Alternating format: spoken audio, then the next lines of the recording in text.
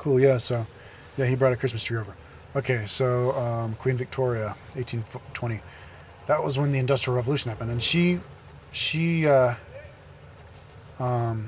think she was like a loved queen. She was only 4'11", tiny little girl, and she was the first queen to ride on a train.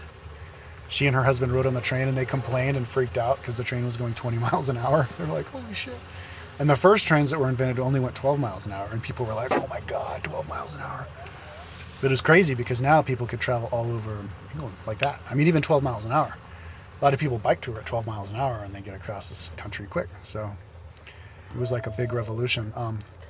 But it wasn't a happy time because it was a it was a change in the way of life, and it created a lot of wealth and a growing population, but the wealth went to only the rich people, and the poor people suffered.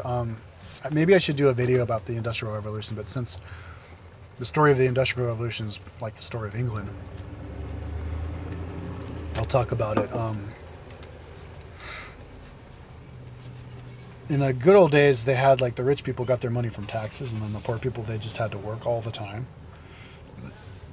And they gave their extra goodies to the king to protect them and all that stuff. But, you know, it was like it worked out okay because they got to work outside. And they got to work as a family and soak up the sun and work their own schedules, get up whenever they wanted. Well, they get up early because there was no electricity, so they go to bed as soon as it got dark and they get up as soon as it get light. So they got up early because they got up early. And they worked all day and it worked out. But then the Industrial Revolution came and they invented the light bulb. Which, when was that? Like 1890 or something? Yeah, so now people could stay up at night and whatever and had industrial. So then they had to stuff changed. Instead of people working in the fields outside, they were working in factories inside. And the culture was used to people working all the time. So they had all these people working in factories all day long, 18 hours a day, and kids working in the factories all day long with their parents and stuff since they were 5.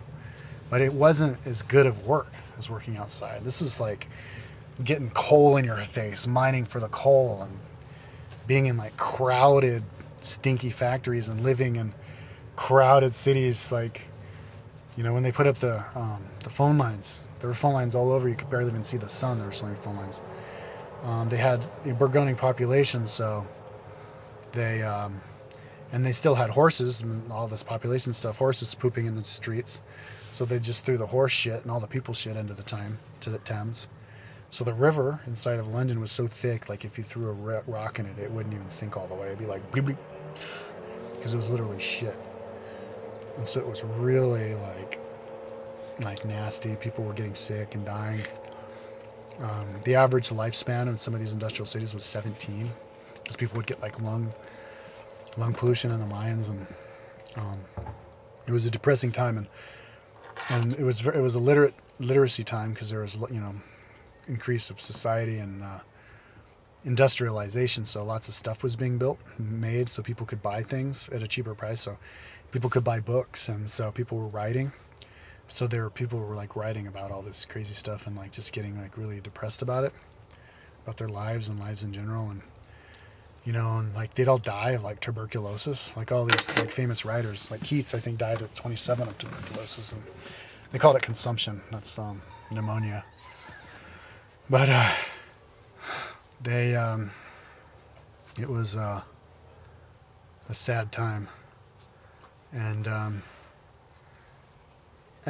yeah, Victoria noticed it, and she had like, some sisters who helped out. One of them wrote a book about the toils of those people, and then somebody else went out and started like the Red Cross or something in the War of Crimea, and there were it was before they can get like reforms, but then they got their heads straight together and said, yeah, we got to have child labor laws. Kids shouldn't have to work when they're 5 and work all day long. We got to have a minimum wage. Got to have like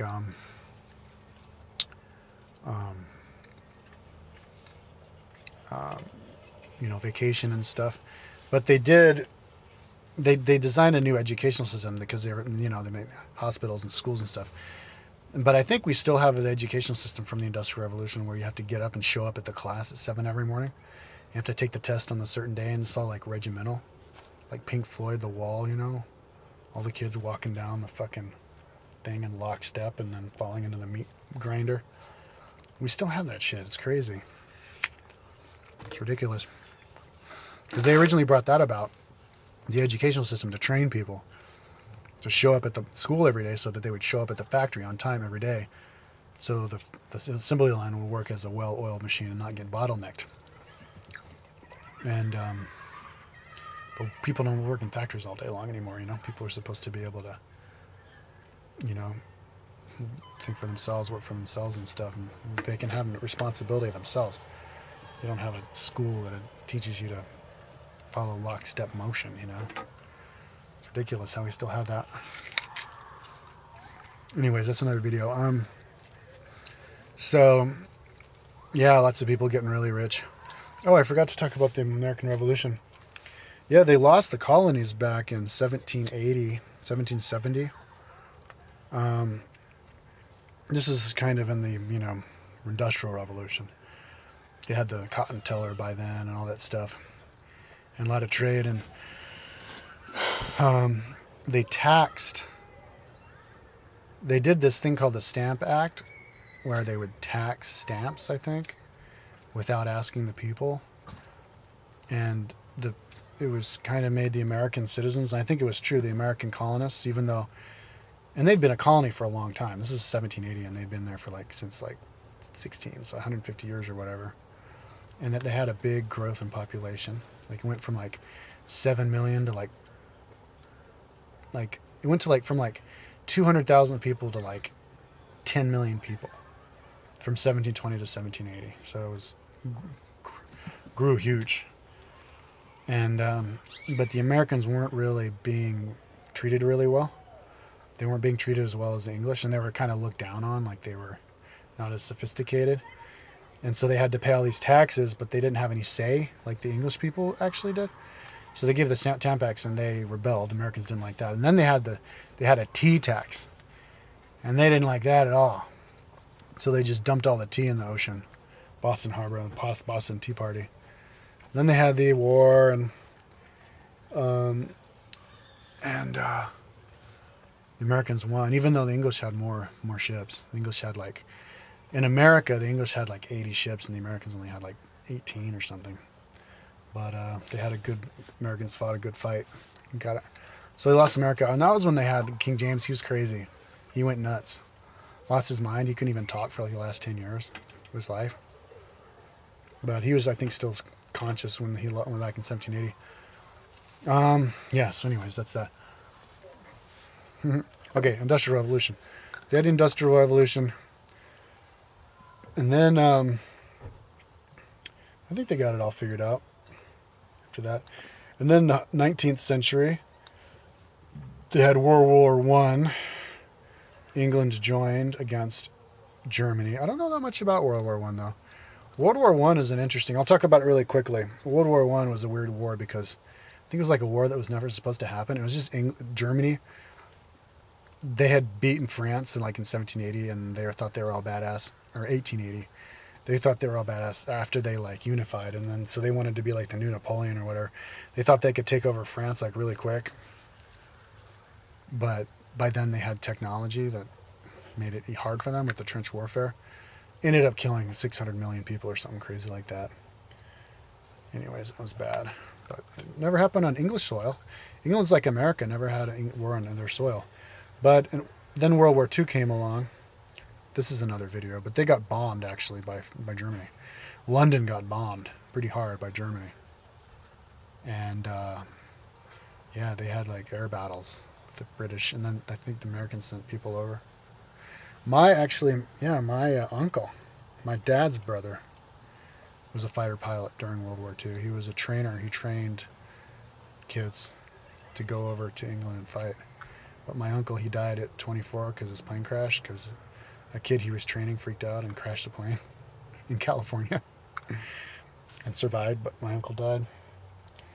But anyways, England got help from America. I think it was England who sunk the Bismarck too, which is the German ship. Yeah, and then they got help from America, invaded Germany, and then after that they kind of lost their empire after World War II. All those other people were like, okay, well, let's have freedom. That's when like Gandhi was and stuff, I think. And then so now you have England of today. They still have a king and queen. A lot of other countries do, but a lot of countries don't. But the king and queen don't really have that much power.